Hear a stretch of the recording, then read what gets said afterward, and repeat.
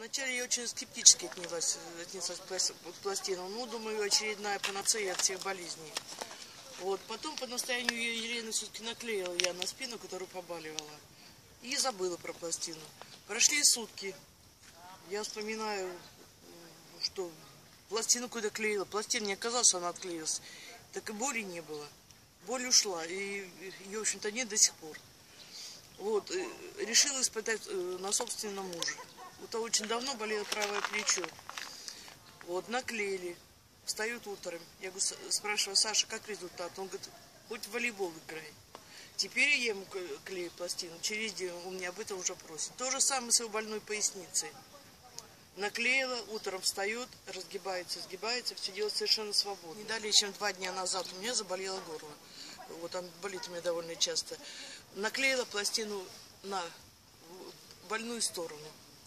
Ну, горло прошло, к утру прошло. Или оно само прошло, или под воздействием пластины. Ну, результат вот такой. Довольно часто бывает, я работаю бухгалтером, то сидение за компьютером целыми днями в одной позе, и начинает болеть голова.